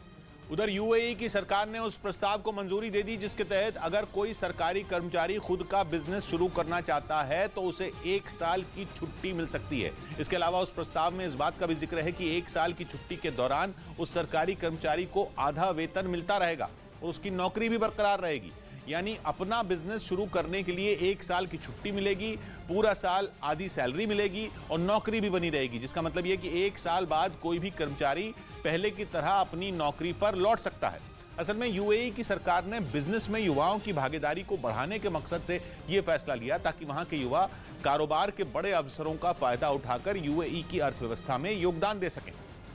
इस बीच श्रीलंका के खिलाफ होने वाली T20 और वनडे मैचों की सीरीज के लिए टीम इंडिया में विकेटकीपर ऋषभ पंत को जगह नहीं मिली, जिसकी वजह वनडे और T20 मैचों में उनके खराब प्रदर्शन को माना गया।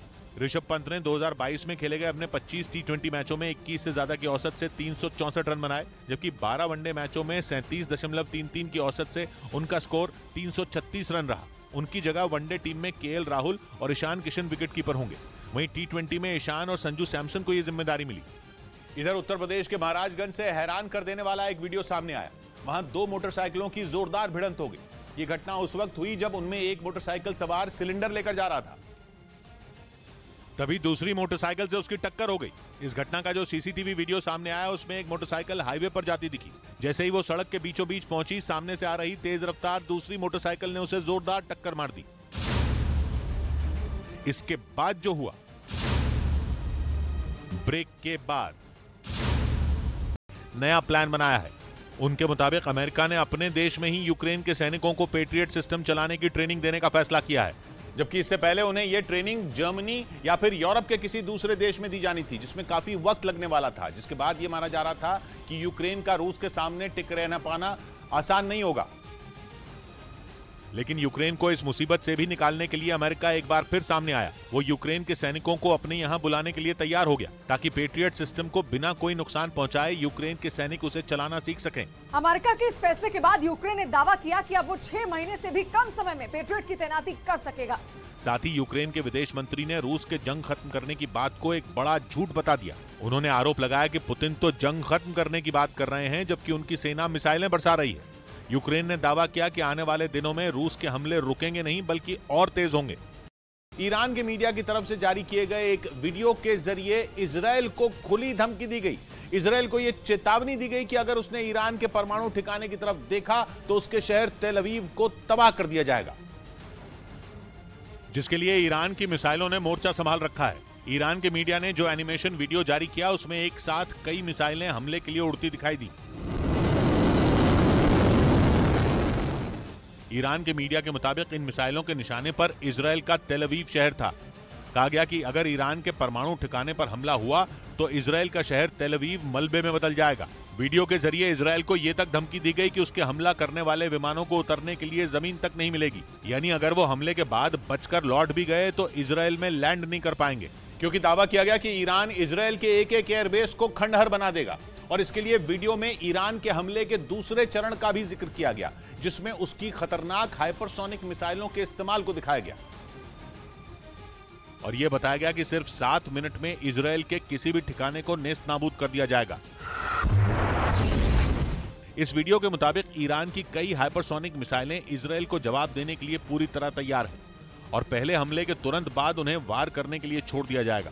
दावा किया गया कि ईरान के पास आवाज की रफ्तार से 10 गुना ज्यादा तेज उड़ने वाली हाइपरसोनिक मिसाइलें हैं जो अपने साथ 1000 किलोग्राम तक विस्फोटक ले जा सकती हैं और इनके एक ही वार से इजरायल का तेल अवीव शहर धूल में मिल जाएगा।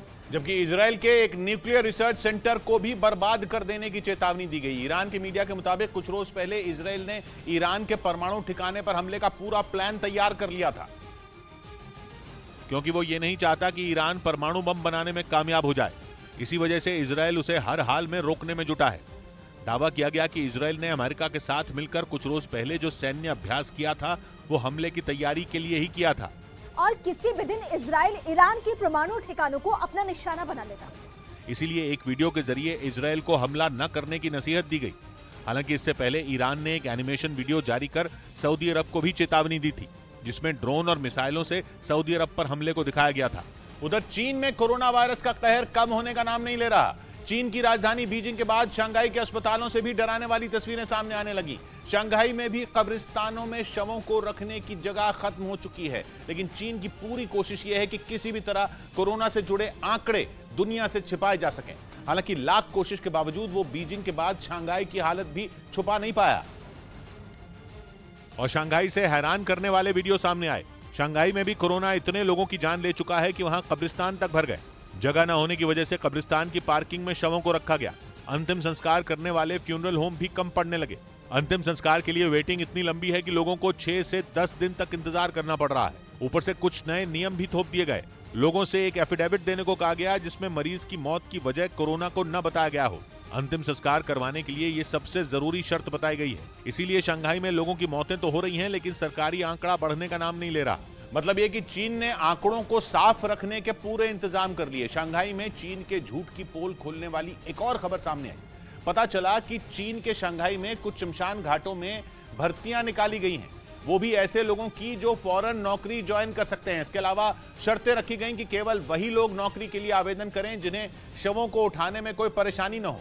इसके अलावा उन लोगों को नौकरी में प्राथमिकता दी जाएगी जो पहले कोरोना पॉजिटिव हो चुके हों लेकिन अब ठीक हों।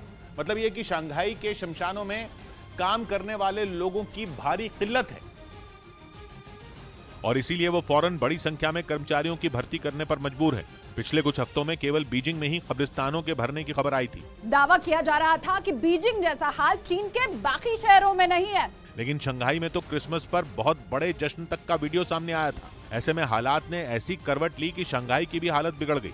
अब तो माना जा रहा है कि कोरोना वायरस एक एक कर चीन के हर शहर में पहुंच रहा है और रोजाना वहां लाखों लोग कोरोना पॉजिटिव पाए जा रहे हैं। दावा यह है कि अब दक्षिणी और पूर्वी चीन के ज्यादातर बड़े शहरों में कोरोना वायरस का विस्फोट हो चुका है। लेकिन यह हालात पूरे चीन के होने का अनुमान है। खबर है कि चीन के नेशनल हेल्थ कमीशन की एक मीटिंग में कोरोना से जुड़े कुछ आंकड़े रखे गए जिन्हें कभी सार्वजनिक नहीं किया गया, लेकिन बाद में उन आंकड़ों से जुड़े दस्तावेज सोशल मीडिया पर लीक हो गए, जिनसे चीन के सही हालात पूरी दुनिया के सामने आ गए। इस मीटिंग में दावा किया गया था कि केवल 20 दिन में चीन के 25 करोड़ लोग कोरोना पॉजिटिव हो गए। ये चीन की कुल आबादी का लगभग 18% हिस्सा है, जबकि पहले कुछ एजेंसियों ने अनुमान जताया था कि 3 महीने में चीन के 80 करोड़ लोग कोरोना पॉजिटिव हो सकते हैं।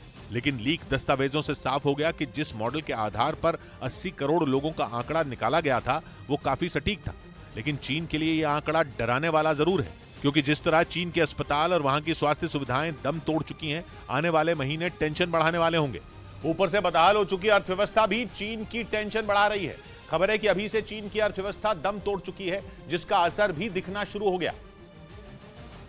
और कई धंधे ऐसे हैं जहां लोगों को तनख्वाह तक मिलनी बंद हो गई। विरोध करने के लिए लोग सड़कों पर उतर आए। विरोध प्रदर्शनों के केंद्र में चीन के राष्ट्रपति शी जिनपिंग हैं। लोगों का आरोप है कि शी जिनपिंग की खराब नीतियों के कारण लोगों के लिए घर चलाना मुश्किल हो गया। बैंक फॉर इंटरनेशनल सेटलमेंट्स की एक रिपोर्ट में दावा किया गया कि चीन में नॉन फाइनेंशियल सेक्टर पर कर्ज 51,87,000 करोड़ डॉलर यानी 4,000 लाख करोड़ रुपए से भी ज्यादा हो गया। ये चीन की कुल जीडीपी से लगभग 3 गुना ज्यादा बड़ा आंकड़ा है। इतना कर्ज चीन पर 1995 के बाद से पहले कभी नहीं हुआ था। उससे भी बड़ी मुसीबत सामाजिक सुरक्षा पर खर्च बनेगा। जितने लोगों की मौत होगी उनके परिवारों को मुआवजा देना पड़ेगा। इधर उत्तर प्रदेश में निकाय चुनाव पर एक दिन पहले आए हाई कोर्ट के फैसले के बाद यूपी सरकार एक्शन में आ गई। सरकार ने हाई कोर्ट के आदेश पर आयोग का गठन कर दिया, जिसमें रिटायर्ड जज राम अवतार सिंह को अध्यक्ष बनाया गया। 5 सदस्य। पाकिस्तान की आर्थिक बदहाली का असर वहां के बाजारों पर भी दिखने लगा। विदेशी मुद्रा भंडार खाली होने की वजह से पाकिस्तान का शेयर बाजार बुरी तरह लुढ़क गया और पाकिस्तान के निवेशकों का हजारों करोड़ रुपया डूब गया। पाकिस्तान की अर्थव्यवस्था इस वक्त बेहद नाजुक दौर से गुजर रही है। विदेशी मुद्रा भंडार लगभग खाली है और पाकिस्तानी रुपया संभलने का नाम नहीं ले रहा। खबर है कि डॉलर खत्म होने की वजह से वहां कई बड़ी कंपनियों ने प्रोडक्शन बंद कर दिया। कई अंतर्राष्ट्रीय एजेंसियों के लिए पाकिस्तान डिफॉल्टर देशों की लिस्ट में शामिल हो गया, जिसका असर देश की साख पर ही नहीं कारोबार पर भी पड़ रहा है। इसीलिए निवेशकों ने शेयर बाजार में बिकवाली शुरू कर दी और एक दिन में कराची स्टॉक एक्सचेंज का इंडेक्स 500 अंकों से ज्यादा डूब गया। लेकिन पाकिस्तान के लिए मुसीबत यह है कि यह हाल केवल एक दिन का नहीं बल्कि पिछले कुछ महीनों से पाकिस्तान का शेयर बाजार संभलने का नाम नहीं ले रहा, जिसकी मोटे तौर पर 2 वजह मानी जा रही हैं। पहली राजनीतिक अस्थिरता और दूसरी कंगाली। कंगाली की हालत यह है कि पाकिस्तान में पेट्रोल और डीजल की किल्लत पैदा हो सकती है, क्योंकि उसके पास पेट्रोल और डीजल खरीदने के लिए भी डॉलर खत्म हो रहे हैं। ऊपर से आईएमएफ ने पाकिस्तान की हालत का 9वीं बार जायजा लिया और पता लगा कि हालात में रत्ती भर भी सुधार नहीं हुआ है। पाकिस्तान का रुपया डॉलर के मुकाबले अकेले 2022 में 8.5% तक गिर चुका है। ऊपर से अंतर्राष्ट्रीय एजेंसियों ने उसे नया कर्ज देने से हाथ खड़े कर लिए हैं। यहां तक कि उसकी इस कंगाली को ढकने के लिए न चीन आगे आ रहा है और न ही अमेरिका। इस बीच अमेरिका में पाकिस्तानी दूतावास की इमारत को खरीदने के लिए भारत की तरफ से दूसरी सबसे ऊंची बोली लगाई गई। असल में पाकिस्तान इस वक्त आर्थिक संकट के सबसे बुरे दौर से गुजर रहा है, जिसकी वजह से उसे विदेशों में अपनी संपत्ति तक को बेचना पड़ रहा है। इसी कड़ी में पाकिस्तान अमेरिका की राजधानी वॉशिंगटन डीसी में मौजूद अपने दूतावास की इमारत बेच रहा है, जिसे खरीदने के लिए 3 बोलियां लगाई गई। इनमें सबसे ऊंची बोली यानी करीब $7 मिलियन जो भारतीय रुपयों में 56 करोड़ से ज्यादा है की लगी, जो कि एक यहूदी ग्रुप ने लगाई। जबकि दूसरी सबसे ऊंची बोली एक भारतीय रियल एस्टेट एजेंट ने लगाई, जो इमारत को खरीदने के लिए $5 मिलियन यानी भारतीय रुपयों में 41 करोड़ 38 लाख देने को तैयार है। ये इमारत वॉशिंगटन के एक पॉश इलाके में है और इसकी कीमत करीब 60 लाख अमेरिकी डॉलर यानी भारतीय रुपयों में 50 करोड़ रुपए बताई गई। इधर उत्तर प्रदेश के महाराजगंज से हैरान कर देने वाला एक वीडियो सामने आया। वहां 2 मोटरसाइकिलों की जोरदार भिड़ंत हो गई। ये घटना उस वक्त हुई जब उनमें एक मोटरसाइकिल सवार सिलेंडर लेकर जा रहा था, तभी दूसरी मोटरसाइकिल से उसकी टक्कर हो गई। इस घटना का जो सीसीटीवी वीडियो सामने आया उसमें एक मोटरसाइकिल हाईवे पर जाती दिखी। जैसे ही वो सड़क के बीचों बीच पहुंची, सामने से आ रही तेज रफ्तार दूसरी मोटरसाइकिल ने उसे जोरदार टक्कर मार दी। टक्कर लगने के बाद दोनों मोटरसाइकिल सवार गिर गए। तभी पीछे से आ रहे एक ट्रक ने सड़क पर गिरी मोटरसाइकिल को टक्कर मार दी। हालांकि गनीमत यह रही कि उस ट्रक के ड्राइवर ने वक्त रहते ब्रेक लगा लिया, जिसकी वजह से मोटरसाइकिल सवार को वहां से भागने का मौका मिल गया और उसकी जान बच गई। उधर ओडिशा के जगन्नाथ मंदिर में स्कूली छात्रों के दर्शन के लिए अलग से कतार बनाई जाएगी। पूरी जिला प्रशासन ने यह फैसला स्कूली बच्चों की सुरक्षा को देखते हुए लिया। जिसमें कहा गया कि सर्दियों में पिकनिक मनाने के लिए जगन्नाथ मंदिर आने वाले छात्रों की संख्या बढ़ जाती है। ऐसे में उनकी सुरक्षा के लिए अलग कतार बनाने का फैसला लिया गया। हालांकि सर्दी की छुट्टियों के बाद ये सुविधा खत्म कर दी जाएगी। हाल ही में जगन्नाथ मंदिर में भगदड़ के दौरान 9 छात्र घायल हो गए थे। इस बीच रक्षा विशेषज्ञों का कहना है कि ईरान में चल रहे हिजाब विरोधी प्रदर्शनों में अमेरिका को अपना बहुत बड़ा फायदा नजर आ रहा है। माना जा रहा है कि ईरान में मची उथल पुथल के बहाने अमेरिका फिर इराक में एंट्री करने की फिराक में है और इस काम के लिए वो इराक के कुर्द समुदाय के लोगों को अपना मोहरा बना रहा है, जिन्हें ईरान अपने निशाने पर लिए बैठा है। ईरान लगातार उत्तरी इराक के कुर्दिस्तान इलाके पर मिसाइल और ड्रोन अटैक कर रहा है। ईरान का आरोप है कि इराक के कुर्द संगठन उसके यहां उन इलाकों में बवाल भड़काने में लगे हैं जहां कुर्द समुदाय के लोग रहते हैं। ईरान के पश्चिमी इलाकों में कुर्द समुदाय के लोग बहुसंख्यक हैं और वहां जबरदस्त सरकार विरोधी प्रदर्शन चल रहे हैं। ईरान और इराक में कुर्द समुदाय के लोग अच्छी खासी तादाद में रहते हैं। दोनों देशों के कुर्द समुदाय के लोग लंबे वक्त से अपने लिए एक अलग देश की मांग कर रहे हैं, लेकिन ईरान किसी भी कीमत पर कुर्दों को अलग जमीन देने के लिए तैयार नहीं। अमेरिका ईरान की इस दुखती रग और कुर्द समुदाय की मांग से अच्छी तरह वाकिफ है। इसलिए अमेरिका हमेशा कुर्द समुदाय के लोगों के साथ हमदर्दी जताता रहा है, बल्कि वो और उसके साथी देश कुर्द लोगों को उनका अलग देश दिलाने का वादा तक कर चुके हैं। शुरुआत से ही ईरान का इराक में काफी दबदबा रहा है, लेकिन अब ईरान को अंदरूनी कलह में फंसा देखकर अमेरिका को मौका मिल गया है। रक्षा विशेषज्ञों का मानना है कि अपनी पुरानी स्ट्रेटजी को दोहराते हुए अमेरिका एक बार फिर कुर्द समुदाय का हितैषी बनने की कोशिश कर रहा है। यही वजह है कि वो बार बार ईरान के कुर्दों पर होते हमलों का खुलकर विरोध कर रहा है, ताकि वो कुर्द लोगों को भड़काकर ईरान की नाक में दम कर सके। इधर त्रिपुरा में बीजेपी के एक और विधायक ने पार्टी से इस्तीफा दे दिया। दिबाचंद्र हरंखाल इस साल त्रिपुरा में बीजेपी से इस्तीफा देने वाले चौथे विधायक हैं, जिनके पार्टी से अलग होने के बाद सदन में बीजेपी के पास 60 में 34 सीटें रह गईं। आदिवासी नेता दिबाचंद्र हरंखाल ने निजी कारणों का हवाला देते हुए पार्टी से इस्तीफा दे दिया। वो 2018 के विधानसभा चुनाव से पहले कांग्रेस से बीजेपी में शामिल हुए थे। उधर भारतीय सिनेमाघरों में रिलीज हुई हॉलीवुड फिल्म अवतार 2 ने भारत में हॉलीवुड फिल्मों की कमाई के सारे रिकॉर्ड तोड़ दिए। उसने एक हफ्ते में कमाई के मामले में अवेंजर्स द एंड गेम को भी मात दे दी और भारतीय सिनेमाघरों से अब तक करीब 273 करोड़ रुपए की कमाई कर ली। माना जा रहा है कि अगले कुछ दिनों में ही ये भारत में सबसे ज्यादा कमाई करने वाली विदेशी फिल्म बन जाएगी। फिलहाल ये record Avengers the end game के नाम है, जिसने करीब 373 करोड़ रुपए कमाए थे। इधर 2024 की तैयारी के लिए भारत जोड़ो यात्रा निकाल रहे राहुल गांधी को विपक्षी पार्टियों ने ही झटका दे दिया। उत्तर प्रदेश में भी विपक्षी पार्टियों ने राहुल की यात्रा से दूर रहने का फैसला कर लिया, जिससे बीजेपी को उन्हें घेरने का नया मौका मिल गया। क्योंकि जब राहुल की यात्रा उत्तर प्रदेश से गुजरेगी तो ना अखिलेश यादव दिखेंगे और ना ही जयंत चौधरी। उत्तर प्रदेश में सबसे बड़ी विपक्षी पार्टी भी अगर राहुल के साथ नहीं हुई तो विपक्षी एकता का झंडा बुलंद होना मुमकिन नहीं होगा। भारत जोड़ो यात्रा में नहीं आ रहे, लेकिन बीजेपी को हराना है तो विपक्ष को एक साथ आना होगा। इसीलिए विपक्षी पार्टियों के बीच बनी खाई ने बीजेपी को हमले का नया मौका दे दिया। कहा जाने लगा कि राहुल को भारत जोड़ने से पहले विपक्ष को जोड़ने की जरूरत पड़ेगी। विपक्षी पार्टियां भी दावा कर रही हैं कि कांग्रेस की कोशिश में कमी रह गई। ठीक से होमवर्क करके इस काम को अंजाम दिया गया होता तो ये इसके सकारात्मक नतीजे निकल सकते हैं। यूपी में राहुल गांधी की यात्रा 3 जनवरी को गाजियाबाद के रास्ते पहुंचेगी। उधर महाराष्ट्र में रिलीज होने जा रही पाकिस्तान की film the legend of Maula Jatt के खिलाफ राज ठाकरे की पार्टी एमएनएस ने मोर्चा खोल दिया। एमएनएस ने कई सिनेमाघरों को फिल्म रिलीज न करने की धमकी दी और ये चेतावनी दी कि अगर उन्होंने पाकिस्तान में बनी इस फिल्म को महाराष्ट्र में रिलीज किया तो अंजाम बुरा होगा। The legend of Maula Jatt Pakistan की सबसे महंगी फिल्म बताई जा रही है, जिसे भारतीय सिनेमाघरों में 30 दिसंबर को रिलीज किया जाना है। इस बीच पश्चिमी मीडिया ने दावा किया कि यूक्रेन के ड्रोन हमलों को रोकने में रूस की तकनीक फेल साबित हुई और वो ड्रोन के नेविगेशन सिस्टम को जैम नहीं कर पाया।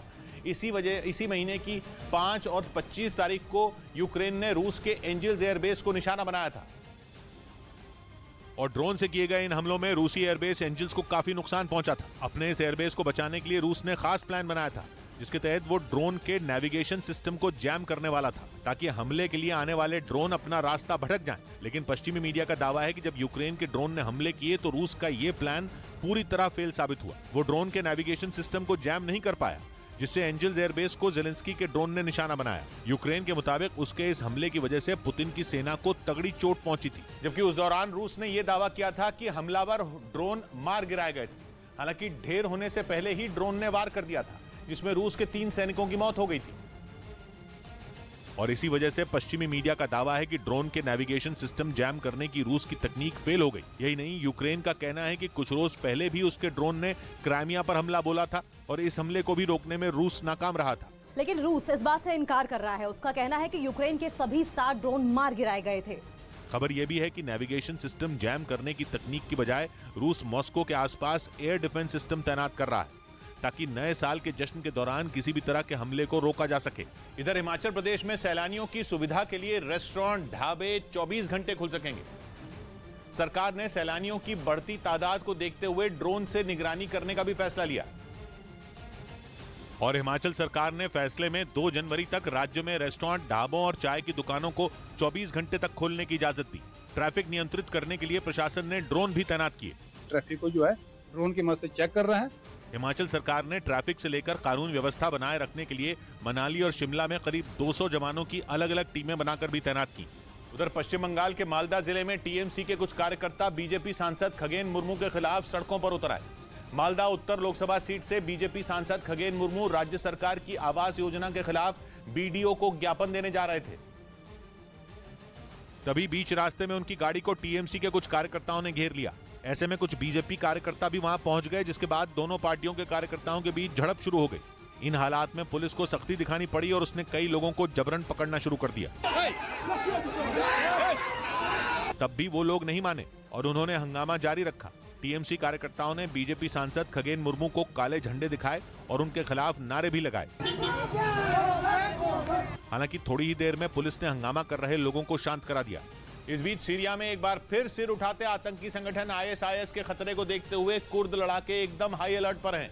सीरिया के कुर्द लड़ाके अमेरिका के साथ मिलकर वहां से आईएसआईएस के आतंकियों से लड़ रहे हैं ताकि सीरिया से आईएसआईएस का सूपड़ा साफ हो सके। इसी वजह से आईएसआईएस कुर्द लड़ाकों से चुन चुन कर बदले ले रहा है। 2 दिन पहले ही आईएसआईएस ने उत्तरी सीरिया की एक जेल पर खतरनाक हमला किया था। उस हमले में 6 सुरक्षा कर्मियों की मौत हो गई थी। उत्तरी सीरिया में ही कुर्द लड़ाकों का कब्जा है। ऐसे में वहां आईएसआईएस के घातक हमले ने उनके कान खड़े कर दिए। बताया गया कि आईएसआईएस साल के आखिरी दिनों में और हमले करने की तैयारी में है, इसलिए कुर्द लड़ाकों ने अपनी सिक्योरिटी बढ़ा ली। इधर पंजाब के पठानकोट में पुलिस ने पाकिस्तान की एक और साजिश को नाकाम कर दिया। वहां पंजाब पुलिस की काउंटर इंटेलिजेंस ने 2 ड्रग्स तस्करों को गिरफ्तार कर लिया। साथ ही उनके पास से 10 किलो हेरोइन बरामद की। इसके अलावा 2 पिस्तौल, 4 मैगजीन और 180 जिंदा कारतूस भी बरामद किए गए। इसकी जानकारी खुद पंजाब के डीजीपी गौरव यादव ने ट्वीट कर दी। उधर देश में 26 जनवरी से संशोधन के साथ लिखी गई इतिहास की नई किताबें पढ़ाई जाएंगी। ये जानकारी केंद्रीय शिक्षा मंत्री धर्मेंद्र प्रधान ने दी और बताया गया कि गणतंत्र दिवस से नई शिक्षा नीति के तहत सुधार के साथ छपी इतिहास की किताबें बच्चों को दी जाएंगी। केंद्रीय शिक्षा मंत्री धर्मेंद्र प्रधान के मुताबिक इतिहास की किताबें नए तथ्यों के साथ होंगी, जिससे भारत के इतिहास को सही तरीके से दुनिया के सामने लाने में मदद मिलेगी। इस बीच उत्तर कोरिया को जवाब देने के लिए जापान खतरनाक जंगी जहाज बनाने की तैयारी में है। इसकी जरूरत इसलिए पड़ी क्योंकि उत्तर कोरिया पिछले कई दिनों से जापान की सीमा के नजदीक अपने जंगी जहाजों को भेज रहा है और इसके साथ ही वो पिछले 1 साल में 30 से ज्यादा घातक मिसाइलों का परीक्षण भी कर चुका है, जिसके बाद से ही जापान अपनी सुरक्षा बढ़ाने में जुटा है, क्योंकि उसे जितना खतरा चीन से है उतना ही उत्तर कोरिया से भी है। इसी वजह से जापान की सेना बैलिस्टिक मिसाइल डिफेंस वॉरशिप बनाने की तैयारी कर रही है। कहा जा रहा है कि इन वॉरशिप को जापान समुद्र में अपनी सुरक्षा बढ़ाने के लिए तैनात करेगा, ताकि अगर उत्तर कोरिया ने उस पर मिसाइलें दागी तो उन्हें हवा में ही तबाह किया जा सके। जापान की सेना के मुताबिक 2028 तक ये जंगी जहाज बनकर तैयार हो जाएंगे। इधर मुंबई के बीएमसी दफ्तर में उद्धव और शिंदे गुट के नेता आपस में भिड़ गए। बताया गया कि इसकी शुरुआत तब हुई जब शिंदे गुट के नेताओं ने शिवसेना के दफ्तर पर कब्जा कर लिया, जिससे उद्धव गुट के नेता नाराज हो गए और उन्होंने बीएमसी दफ्तर में जमकर नारेबाजी की।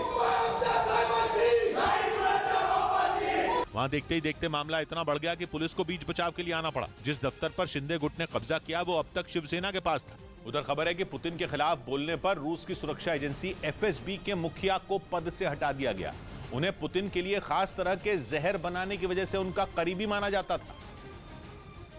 लेकिन एफएसबी चीफ एडुआर्ड चर्नोवोल्सव को अपने दोस्तों से बातचीत करते हुए पुतिन के फैसले पर उंगली उठाना महंगा पड़ गया। आरोप है कि पुतिन के करीबी एडुआर्ड ने जंग जारी रखने के कदम को गैर जरूरी बताते हुए उस पर पछतावा होने की बात कही, जिससे पुतिन इतना भड़क गए कि उन्होंने 52 साल के एफएसबी चीफ को रातों रात पद से हटा दिया। जबकि वो पुतिन के उन खास लोगों में थे जिन्होंने रूस की प्रयोगशाला में पुतिन के लिए तरह तरह के जहर बनाए थे।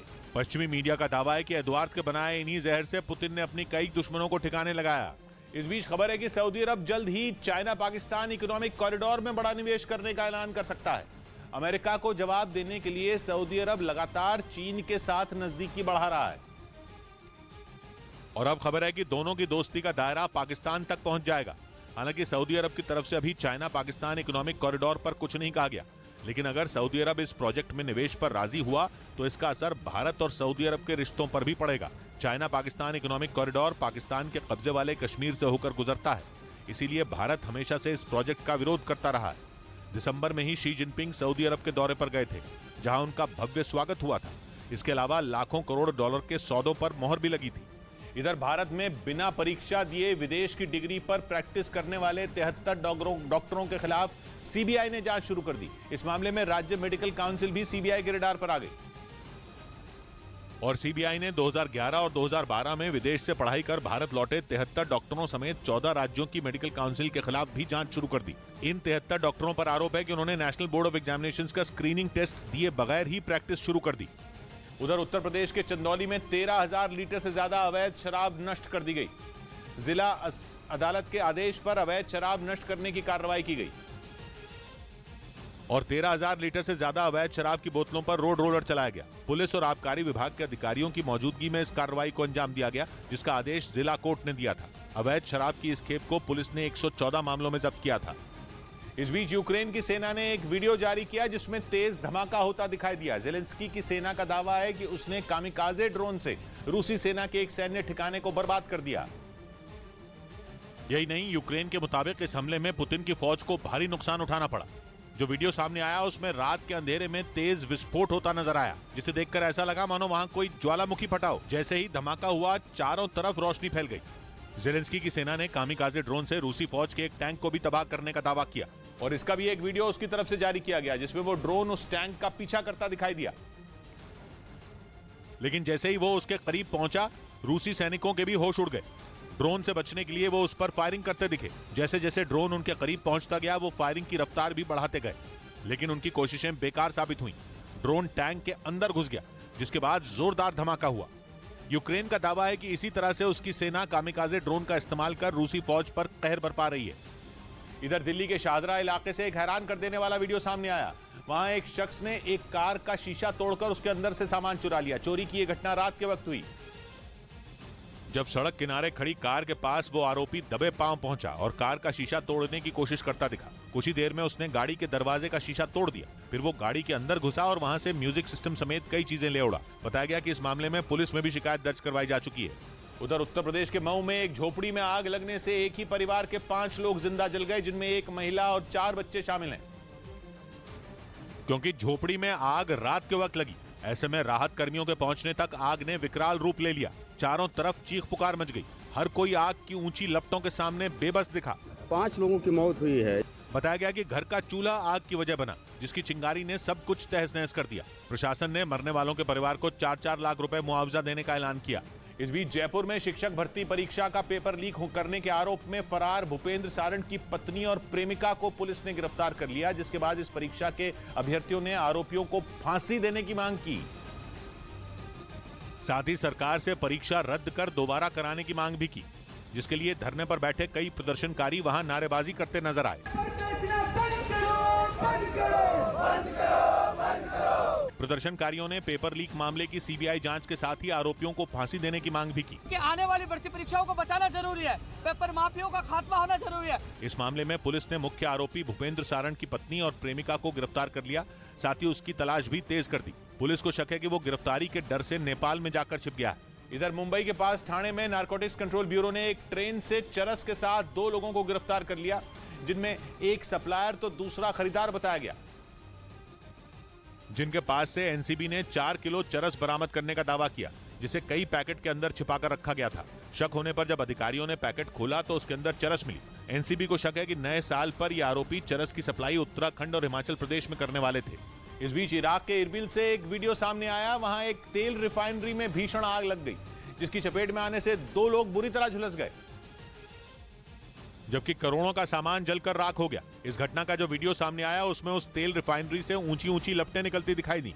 आग इतनी भयानक थी कि उससे काफी देर तक काले धुएं का गुबार उठता नजर आया, जिसने देखते ही देखते पूरे इलाके को ढक लिया। घटना की जानकारी मिलने के बाद मौके पर दमकल की कई गाड़ियां पहुंच गईं और कई घंटों की मशक्कत के बाद आग को बुझा लिया गया।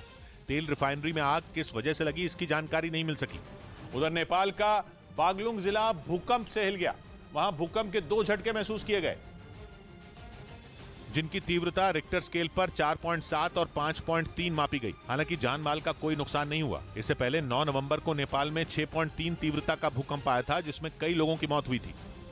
इधर सोशल मीडिया पर दूल्हा दुल्हन का एक वीडियो जमकर वायरल हो गया। इस वीडियो में वो मंच पर नाचते हुए गिर पड़े, जिसके बाद ये वीडियो लाखों लोगों ने देखा और शेयर किया, जिसमें दूल्हा मंच पर दुल्हन का हाथ पकड़कर उसके साथ नाचता दिखा। तभी घूमते वक्त उसका पैर फंसा और उसे संभालने की कोशिश में दोनों ही जमीन पर गिर पड़े। बताया गया कि यह हादसा तब हुआ जब उनका वीडियो बनाया जा रहा था, तभी बैलेंस बिगड़ने की वजह से दोनों गिर पड़े। हालांकि ये वीडियो कहां का है इसकी जानकारी नहीं दी गई, लेकिन इसे जयपुर प्री वेडिंग नाम के इंस्टाग्राम अकाउंट से शेयर किया गया।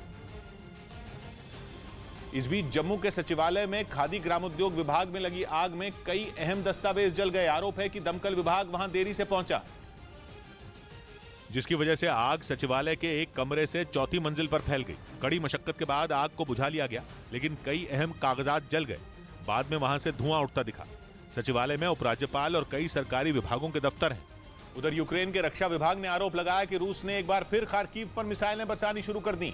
दावा है कि रूस की सेना ने खार्किव के एक हिस्से में जबरदस्त हमला किया, जिससे खार्किव का वो इलाका दहल उठा। यूक्रेन के रक्षा विभाग के मुताबिक इस हमले में एक महिला बुरी तरह जख्मी भी हो गई। आरोप है कि हवाई हमले के अलावा वहां रूसी सैनिकों ने काफी देर तक गोलीबारी भी की, जिसकी जानकारी खार्किव के मेयर ने एक टेलीग्राम चैनल के जरिए दी और शहर में मौजूद लोगों से शेल्टर होम और बंकरों से बाहर न आने की अपील की। यूक्रेन ने आशंका जताई कि रूस किसी बड़े हमले की प्लानिंग में है और उसका निशाना खार्किव हो सकता है। इधर बीएसएफ ने असम में नशे की बड़ी खेप पकड़ी। बीएसएफ ने भारत और बांग्लादेश सीमा के नजदीक से एक कार को पकड़ा, जिसमें 1.5 करोड़ से ज्यादा की नशे की गोलियां मिली,